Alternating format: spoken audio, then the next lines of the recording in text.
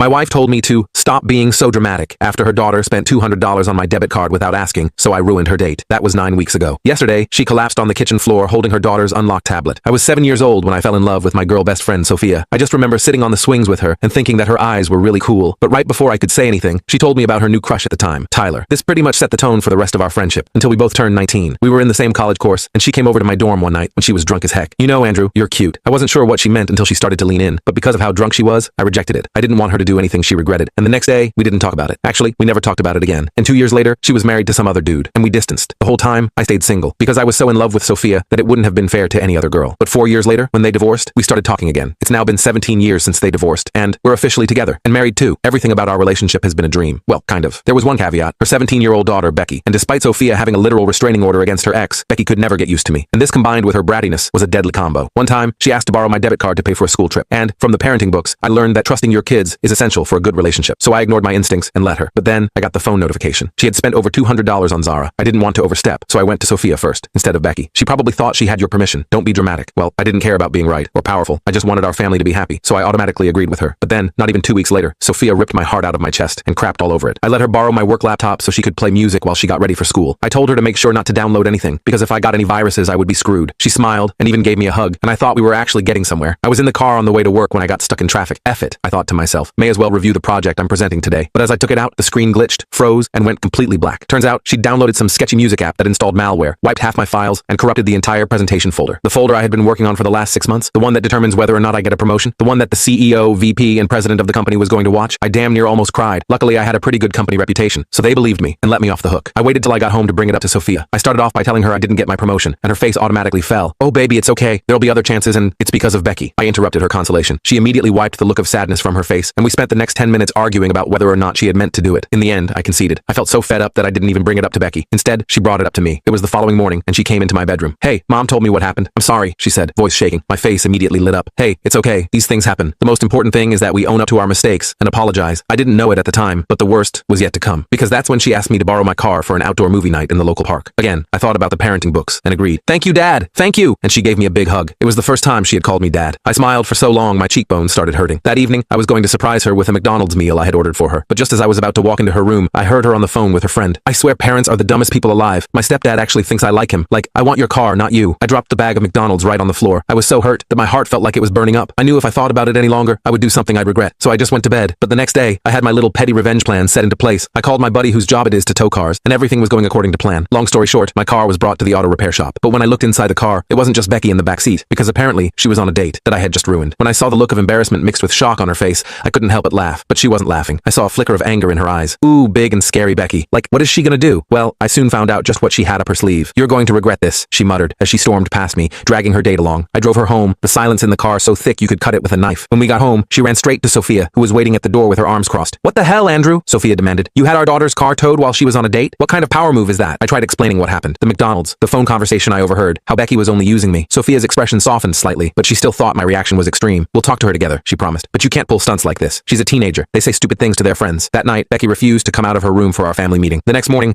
she was eerily pleasant at breakfast, smiling sweetly and asking about my day ahead. Something about her sudden change in demeanor sent chills down my spine. This wasn't over. I went to work distracted, wondering what Becky might be planning. By lunchtime, I had a dozen missed calls from Sophia. When I finally reached her, she was hysterical. The school just called, she sobbed. Becky told her guidance counselor that you've been inappropriate with her. Andrew, they're launching an investigation. They've already called CPS. My blood ran cold. This wasn't some teenage prank. This was my life, my reputation, my freedom potentially on the line. All because I'd tried to teach a manipulative teenager a lesson about honesty. She's lying, I managed to say through the shock. You know she's lying, right? The pause before Sophia answered felt like an eternity. I want to believe you, she finally said. But why would she make something like this up? I felt like the air had been sucked out of my lungs. The car ride home was a blur. I kept replaying Sophia's words in my head. That hesitation before saying she believed me. Did she really think I was capable of something so vile? Did she not know me at all after all these years? The streets passed by in a haze as my mind raced through every interaction I'd ever had with Becky, searching desperately for anything that could have been misinterpreted. When I got home, Becky was sitting at the kitchen counter eating cereal like nothing had happened. Her eyes flicked up to me for just a second, and I swear I saw a tiny smirk before she looked back down at her phone. Sophia was pacing in the living room, her face tear-streaked and pale, her hands nervously twisting the hem of her sweater. What exactly did she say to the counselor? I asked Sophia, trying to keep my voice steady despite the growing knot in my stomach. Sophia glanced nervously toward Becky, who was pretending not to listen while obviously hanging on every word. Let's talk in our room, she whispered, leading me down the hallway with tense shoulders. Once the bedroom door closed behind us, Sophia broke down. According to the school counselor, Becky had claimed I'd been making her uncomfortable with lingering hugs and walking in on her changing. Complete fabrications, but just vague enough to raise serious concerns without being immediately dismissible. The calculated nature of it chilled me to the core. You know none of of this is true, right? I said, my voice cracking with emotion. This is because I embarrassed her with the car. She told me I'd regret it. Those were her exact words, Sophia. Sophia rubbed her temples, her wedding ring catching the light as she did. I want to believe you, Andrew. I do. But you have to admit, the timing of your car prank it looks bad, like you were trying to catch her in a compromising position. I couldn't believe what I was hearing. Are you serious right now? I had no idea she was on a date, and even if I did, why would I? God, Sophia, you know me. After 10 years together, how can you even entertain the thought? She wouldn't look me in the eye, focusing instead on a family photo on our dresser from happier times. CPS is coming tomorrow for an initial assessment. They'll want to talk to all of us separately. That night, I slept on the couch, or tried to sleep anyway. Every creak of the house set my nerves on edge, each shadow making my heart race. The home that had always been my sanctuary now felt like hostile territory. Around 3 a.m., I heard footsteps and froze. Becky appeared in the doorway of the living room, just watching me. When she realized I was awake, she didn't even flinch. You should have just let me have the car, she said flatly, her silhouette framed against the dim hallway light. Becky, this has gone way too far, I whispered, sitting up. Do you understand what you're doing? These kinds of accusations ruin lives. They destroy families. Is that what you want? She shrugged, the casual gesture so at odds with the severity of the situation. Maybe you should have thought about that before embarrassing me in front of Jake. He hasn't texted me back, you know. Probably thinks I'm a total loser with a psycho stepdad. So this is about a boy? I couldn't keep the disbelief from my voice. You're willing to destroy our family over a high school crush? The family we've built together for all these years? You're not my family, she said, and walked back to her room, leaving me alone with the crushing weight of her words. I barely made it through the CPS interview the next day. The caseworker, Patricia, was professional, but I could feel her scrutinizing every expression, every gesture, looking for signs of deception. Her pen hovered continuously over her notepad, ready to document any suspicious response. I told her everything, from my history with Sophia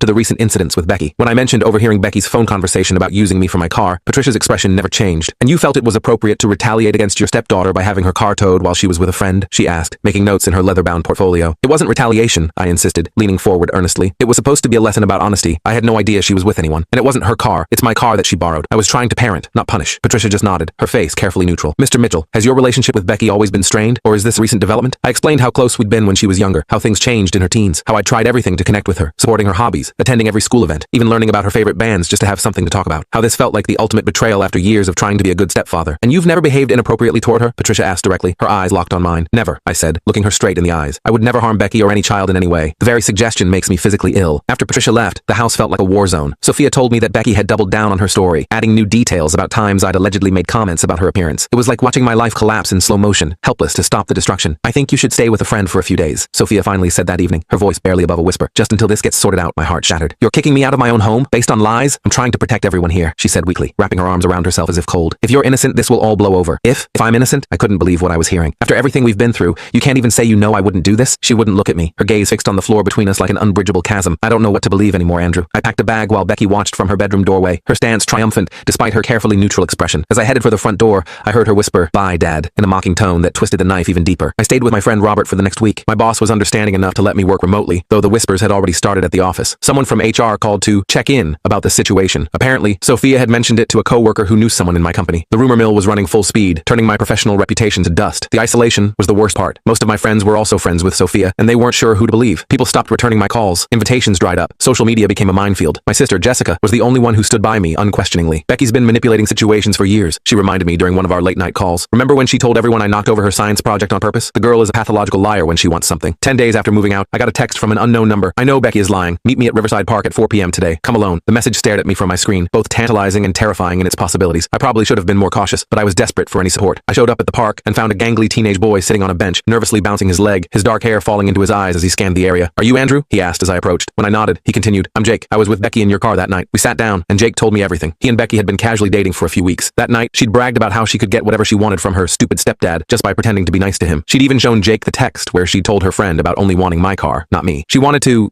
hook up in your car because she thought it would be funny, Jake admitted, looking uncomfortable, his cheeks flushing with embarrassment. She kept saying stuff about how she was going to get your credit card info next, maybe order some stuff online. She laughed about how easy you were to manipulate. "So why are you telling me this?" I asked, suspicious that this might be another trap in an increasingly complex web of deception. Jake looked down, scuffing his sneaker against the pavement. "Because she's doing the same thing to me now. I broke things off after that night. The way she talked about you freaked me out. So she told everyone at school I forced myself on her in your car. Now nobody's talking to me, and the principal called my parents. I felt simultaneously vindicated and horrified. Do you have those texts she sent you about using me for my car?" Jake nodded, already pulling out his phone. "I saved everything. I was going to show the principal, but then I heard about what she's saying you did, and I got scared they'd think I was just trying to get back at her. We spent the next hour making a plan. Jake would forward me all the texts. I talked to Patricia from CPS and show her the evidence. Maybe, just maybe, this nightmare could end, and I could reclaim my life and reputation. What I didn't count on was Becky's ability to stay one step ahead. When I tried calling Patricia the next day, she informed me that Becky had already told them about Jake, casting him as a bitter ex who would say anything to hurt her. She'd even shed tears about how Jake was pressuring her to change her story about me. These text messages could have been fabricated, Patricia said when I forwarded Jake's evidence, her tone measured but skeptical. "We see this kind of retaliation in cases like yours quite often." "Cases like mine?" I repeated, my grip tightening on the phone. "You mean cases where innocent people are being set up by manipulative teenagers?" Patricia's silence spoke volumes. In her mind, I was already guilty. Another predator claiming innocence despite damning evidence. That night, I hit rock bottom. I sat in Robert's guest room staring at old family photos on my phone. Becky's 10th birthday when she'd hugged me so tight after opening the art set I'd bought her. Christmas morning when she'd insisted I help her build the Lego set Santa brought. Where had that little girl gone? How had we ended up here? With her determined to destroy me and everything I loved? My phone buzzed with a text from Sophia. Need to talk. Can you come by tomorrow when Becky's at school? 10 a.m. The message glowed in the darkness, a tiny beacon of possible hope. I barely slept that night, alternating between hope that Sophia had finally seen through Becky's lies and fear that this was just another ambush. When I arrived at our house, no longer feeling like my home, Sophia looked terrible. Dark circles under her eyes, hair unwashed, wearing the same sweatshirt she'd had on when I left almost 2 weeks ago. I found something, she said, leading me to the kitchen table. She pushed a tablet toward me. Becky left this unlocked. It was open to Becky's Instagram direct messages with someone called Karma Queen 97. The messages went back months, detailing her plans to get rid of me. Apparently, she'd been telling her online friend about all her schemes, the debit card, the laptop virus, using me for my car. The latest messages were about the false accusations, with Karma Queen 97 coaching her on what to say to make her story more believable. There's more, Sophia said, swiping to a different conversation. She's been in contact with Mark. They've been planning for her to move in with him once she turns 18 next year. Mark, the ex with anger issues and a restraining order. The man who'd made Sophia fear for her safety. He was behind this? He's been feeding her lines about how I stole her real family from her, Sophia whispered, her voice trembling with emotion. Telling her that I betrayed them by marrying you, that I'm dead to him, that she's the only connection he has left to his real family. The puzzle pieces finally clicked together. Becky's sudden change when she hit her teens wasn't just typical adolescent rebellion. It coincided with Mark finding ways to contact her behind Sophia's back. He'd been poisoning her against us for years, planting seeds of resentment that had finally bloomed into this nightmare. Have you shown this to Patricia? I asked, hope rising in my chest for the first time in weeks. Sophia nodded, tears streaming down her face. This morning, she's reopening the investigation, focusing on Mark's involvement now. Just then, the front door slammed open. Becky stood there, face contorted with rage. She was supposed to be at school, but obviously, she'd somehow figured out what was happening. You went through my tablet? She screamed at Sophia. How could you? I'm your daughter. Becky, calm down, Sophia said, standing up. We need to talk about your father, about the things he's been telling you to do. Don't call him that, I said automatically, then immediately regretted it when Becky's furious gaze locked onto me. You, she hissed. This is all your fault. We were fine before you came back into our lives. Dad said you'd try to turn Mom against me. He was right about everything. Your dad is manipulating you, Sophia said gently. The things he's asked you to do, the lies he's told you to tell about Andrew. They're wrong, Becky. They could have sent an innocent man to jail. Becky's face crumpled briefly before hardening again. You don't understand. Dad needs me. I'm all he has left. So you were willing to destroy me to please him? I asked, unable to keep the hurt from my voice. After everything we've been through together? You're not my real dad, she shot back. You're just some pathetic guy who was obsessed with my mom for like 20 years. It's creepy. That stung, but I could see now that these weren't really her words. They were Mark's, planted in her impressionable mind and nurtured by his toxic influence. Maybe I'm not your biological father, I said carefully, but I've loved you since you were 5 years old, Becky. I was there when you were afraid of thunderstorms and needed someone to check under your bed for monsters. I helped you with your science fair projects and taught you to ride a bike. Where was Mark during all of that? Something flickered in her eyes. Doubt, maybe, or a distant memory of the bond we'd once shared, but it disappeared quickly. I hate you both, she declared, grabbing her keys from the hook by the door. I'm going to Dad's. At least he actually wants me. Becky, wait, Sophia called, but she was already gone, the door slamming behind her. Sophia collapsed onto a chair, sobbing. This is all my fault. I should have seen what Mark was doing. I sat beside her, tentatively taking her hand. It's not your fault. Mark is obviously still the same manipulative person he always was. He just found a new target. We need to stop her, Sophia said suddenly, standing up. Mark's restraining order is still in effect. We jumped in Sophia's car and followed the route to Mark's apartment. Sure enough, Becky's car, technically my car that she used, was parked haphazardly in the visitor's spot. Sophia and I exchanged a nervous glance before approaching the building. We could hear the shouting before we even reached Mark's door. Becky's voice, high and panicked. You said they wouldn't find out. You promised. Mark's response was too muffled to make out, but his tone was angry. Sophia pounded on the door. Mark, open up. Becky, are you okay? The door flew open, revealing Mark, older and somehow smaller than I remembered, with bloodshot eyes and a day's worth of stubble. Behind him, Becky stood with her arms crossed, mascara streaking down her cheeks. Well, well, Mark sneered. If it isn't the happy couple. Becky, come on, Sophia said, ignoring him. We're going home. She's not going anywhere with you, Mark said, stepping in front of Becky. She finally sees you both for what you really are. I noticed Mark's hands shaking slightly, his pupils dilated. He was on something. The realization made my stomach clench with fear for Becky's safety. Mark, I said calmly, you're violating your restraining order right now. Sophia could call the police. Let's not make this situation worse. He laughed bitterly. Go ahead, call them. I'll tell them all about how you've been messing with my daughter. Who do you think they'll believe? They'll believe the evidence, Sophia said firmly. We have Becky's messages, Mark. We know you put her up to lying about Andrew. It's over. Mark's face contorted with rage. He lunged forward, grabbing Sophia's arm roughly. You think you can threaten me? In my own home? I reacted instinctively, shoving myself between them. Don't touch her, I warned. What happened next seemed to unfold in slow motion. Mark swung wildly at me, his fist grazing my jaw. I stumbled backward, bumping into a side table. A framed photo crashed to the floor, glass shattering. Stop it! Becky screamed, her voice breaking. Dad, stop! This isn't what you promised. Mark froze, turning to Becky with an expression I couldn't read. What are you talking about? I'm protecting you from them. No, you're not, Becky said, backing away from him. You told me if I got rid of Andrew, we could be a family again. You said Mom would come back to you, but you're just using me like you used to use her. The raw hurt in her voice pierced through everything else. This wasn't the manipulative teenager who'd been tormenting me. This was a confused, heartbroken girl who'd been pulled between warring adults for most of her life. Becky, Sophia said softly, whatever your father promised you wasn't real. He can't force me to come back to him. That's not how love works. She never loved me, Mark spat. She just took you and left when things got tough. You hit me, Mark, Sophia said quietly. Things didn't get tough. You became abusive. That's why there's a restraining order. Becky looked at her father in shock. You hit Mom? You told me she overreacted because you threw a plate once when you were mad. Mark's expression darkened. She's lying, he said, but his voice lacked conviction. She's not, I said gently. I saw the bruises, Becky. I helped your mom move out while you were at your grandmother's that weekend. There were holes punched in the walls of your old apartment. Becky's face crumpled as the truth sank in. She looked at her father, really looked at him maybe for the first time. You used me, she whispered. Bex, no, Mark tried, reaching for her. She recoiled from his touch. Don't call me that. You made me hurt Andrew for nothing. You made me lie. You made me. Her voice broke as tears streamed down her face. I think we should go, Sophia said firmly, putting an arm around Becky's shoulders. This time, Becky didn't pull away. This isn't over, Mark threatened as we backed toward the door. She's my daughter too. Yes, she is, I acknowledged. But right now, you need help, Mark. And until you get it, you're only hurting her more. We left with Becky between us, her body shaking with silent sobs. In the parking lot, she suddenly turned and hugged me fiercely. I'm so sorry, she choked out. Andrew, I'm so sorry. I held her tight, my own eyes filling with tears. I know, kiddo, I know. The road ahead wouldn't be easy. There were still CPS investigations to close, trust to rebuild, and years of manipulation to unravel. But as we drove home together, the three of us, a family despite everything, I felt something I hadn't experienced in weeks. Hope. The drive home was dead silent. I kept glancing in the rearview mirror at Becky, who was staring out the window with puffy eyes. Sophia clutched my hand over the center console so tight it almost hurt. Nobody knew what to say. What do you say after something like that? The truth was out, but the damage was already done. We got home around dinner time, but nobody was hungry. Becky immediately went to her room and shut the door. Not slammed it, just closed it quietly, which somehow felt worse. Sophia collapsed on the couch, emotionally drained. I should have seen it, she whispered for like the 10th time. All those years, Mark was poisoning her against us. I sat next to her, not sure if I was ready to comfort her yet. Part of me was still hurt that she'd doubted me at all. You couldn't have known. He was careful. We ordered pizza that nobody ate. I knocked on Becky's door around 9 p.m. with a plate, but she just mumbled that she wasn't hungry. I left it outside her door anyway. The next morning, Patricia from CPS called. Sophia put her on speaker while we sat at the kitchen table. Based on the new evidence and Becky's revised statement, we're closing the investigation against Mr. Mitchell, she said, her voice all professional. However, we are opening a case regarding Mr. Wilson's manipulation of a minor. When the call ended, I should have felt relieved, but honestly, I just felt hollow. My name was cleared, but you can't just erase accusations like that. They leave marks. What happens now? I asked Sophia. She looked as lost as I felt. I don't know. Family therapy, I guess. We can't just pretend none of this happened. Around noon,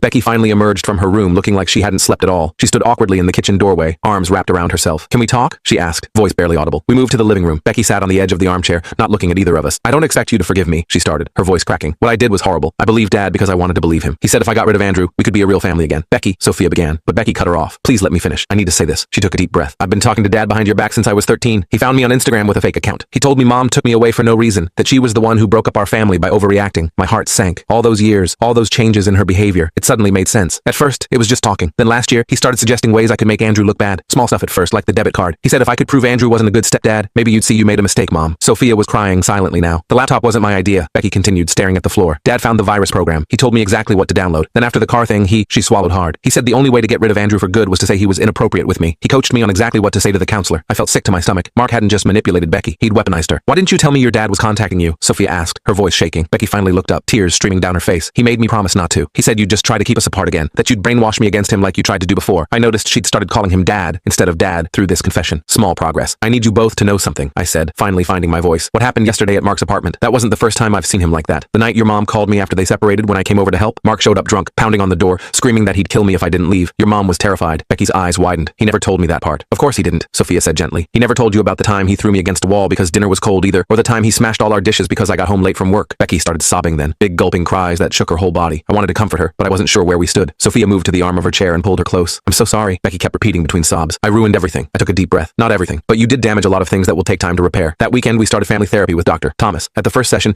he had us sit in this triangle arrangement where we all had to make eye contact. Becky, he said after we'd gone through the basics, I'd like you to tell Andrew and Sophia exactly what you're feeling right now, not what you think they want to hear. The raw truth. Becky looked terrified. I feel ashamed and scared that I've broken our family forever. Andrew, how about you? Dr. Thomas prompted. I struggled to find the right words. I feel betrayed and sad about losing years of our relationship to Mark's manipulation, but I also feel determined to rebuild. Sophia went last. I feel guilty for not protecting either of you better and angry at Mark. So angry. Dr. Thomas nodded. Good. Now we have somewhere to start. Those therapy sessions were brutal. Becky broke down almost every time, revealing more about Mark's manipulation, how he'd told her I was just waiting for her to move out so I could have Sophia to myself, how he'd convinced her that every kind thing I did was just to look good in front of her mom. One night after a particularly rough session, I found Becky sitting on the back porch. I hesitated, then sat down beside her, leaving plenty of space between us. Can I ask you something? I said after a minute of silence. She nodded, not looking at me. When did you stop calling me Dad? I mean, before all this happened. You used to, when you were little. She seemed surprised by the question. I don't know exactly. When I started talking to Mark, I guess. He got really mad when I mentioned you. Said you weren't my real dad, just some guy trying to replace him. I nodded, trying not to show how much that hurt. I remember when you taught me to ride a bike, she said suddenly. Mark told me that never happened, that he was the one who taught me. But I remember it was you, in that park with the big hill. You ran behind me holding the seat. You skinned your knee when you finally went on your own, I added. But you were so proud you didn't even cry. A ghost of a smile crossed her face. Yeah, progress came in small moments like that. Shared memories that Mark couldn't erase. Trust rebuilding inch by inch. It wasn't just Becky and me who needed healing. Sophia had to process her own guilt and trauma too. She'd spend years thinking she'd protected Becky from Mark's influence, only to discover he'd found a way in anyway. How do we ever trust her again? Sophia asked me late one night, about a month after everything happened. We were lying in bed, finally back in the same room after weeks apart. The same way she has to learn to trust us, I replied. One day at a time, with verification. The school year ended, and Becky's counselor suggested a summer program for teens dealing with parental manipulation. It meant she'd be away for 6 weeks at a special camp, but after some discussion, we all agreed it might be good for her to get perspective away from home. The day we dropped her off, she hugged me awkwardly. I'll text you, she promised. I'd like that, I said, surprised at the offer. Mark wasn't done causing problems, of course. He violated the restraining order twice more, earning himself a brief jail stint. He tried contacting Becky through fake social media accounts, but Dr. Thomas had prepared her for that possibility. She showed showed us the messages instead of responding. He's still trying to make me feel guilty, she told us, showing us his latest attempt. Says he's all alone because of us. That's manipulative language, Sophia pointed out. Remember what Dr. Thomas said about recognizing those patterns? Becky nodded. Yeah, it's not my job to fix his loneliness. That summer was a turning point for all of us. While Becky was at camp, Sophia and I worked on our own relationship. The trust that had been shattered when she doubted me took time to rebuild. I should have believed you instantly, she said during one of our date nights. I'll never forgive myself for hesitating. You were caught between your husband and your daughter, I reminded her. That's an impossible position. When Becky came home from camp in August, something had shifted. She seemed lighter somehow, less burdened. The camp counselors had helped her understand she wasn't responsible for Mark's happiness or behavior. School started again, and with it came new challenges. The rumors about me hadn't completely died down. Becky came home crying one day because someone had made a comment about her perv stepdad. I told them the truth, she said, wiping her eyes, that my biological dad manipulated me into lying. I was touched that she defended me. That took courage. Yeah, well, she shrugged awkwardly. It's the least I could do. My work situation eventually stabilized. I had a long talk with HR, showing them the official documentation clearing my name. Most colleagues were supportive, though a few still gave me side-eye in the break room. My sister Jessica became Becky's unexpected confidant through all this. As someone with no stake in the Mark versus Andrew dynamic, she provided Becky with an outlet to process her feelings without judgment. They'd go for coffee or shopping, just the two of them. She's still confused about a lot of things, Jessica reported after one such outing. But she's trying, Andrew. She really is. By Thanksgiving, we'd established a new normal. Not perfect, but functional. Becky was seeing her own therapist twice a week in addition to our family sessions. Mark had finally backed off after his lawyer explained just how much legal trouble he was facing. During dinner, Becky cleared her throat nervously. I have something for you, Andrew. She handed me a small wrapped package. Inside was a frame with a photo I'd never seen before. Becky, at about age 6, sitting on my shoulders at the zoo. We were both laughing at something off camera. Grandma found it when she was cleaning out her attic, Becky explained. I don't even remember that day, but we looked happy. We were, I confirmed, throat tight with emotion. You wanted to see the giraffes up close, so I hoisted you up. Thanks for being patient with me, she said quietly. I know I don't deserve it. I set the frame down carefully. Everyone deserves a second chance, Becky. Even me. Even you. It wasn't all smooth sailing after that, of course. We still had rough days. Becky still struggled with guilt. I still had moments of doubt and lingering hurt. Sophia still blamed herself. But we were moving forward together. By Christmas, Becky had started occasionally calling me dad again. Not all the time. Just sometimes, when her guard was down. Each time felt like a gift. On New Year's Eve, as we all sat watching the ball drop on TV, I realized something important. Families aren't perfect. They're messy and complicated, and sometimes they break. But with enough patience and work, they can also heal. When the countdown reached 0, Sophia squeezed my hand. Becky, curled up in the armchair with hot chocolate, caught my eye and gave me a small smile. Happy New Year, Dad, she said quietly, and it was.